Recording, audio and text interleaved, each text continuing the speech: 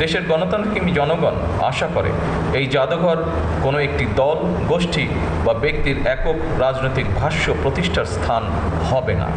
উপস্থিত শহীদ পরিবারের শোকাহত সদস্যবৃন্দ, ফ্যাসিবাদ বিরোধী আন্দোলনে যারা হতাহত হয়েছেন, পর্যায়ক্রমে আইনের যথাযথ প্রক্রিয়া অনুসরণ করে সেই বিচার হবে স্বচ্ছ, নিরপেক্ষ এবং বিশ্বাসযোগ্য। সরকার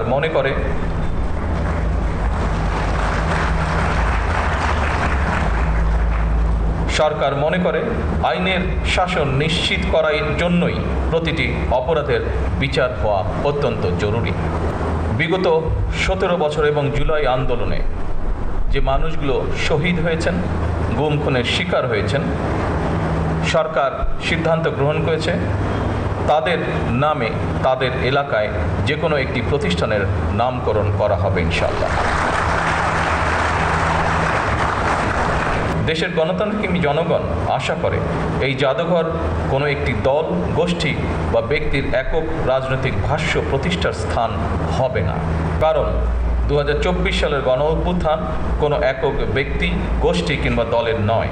এই অভ্যুত্থানের মহানায়ক বাংলাদেশের গণতান্ত্রিক জনগণ।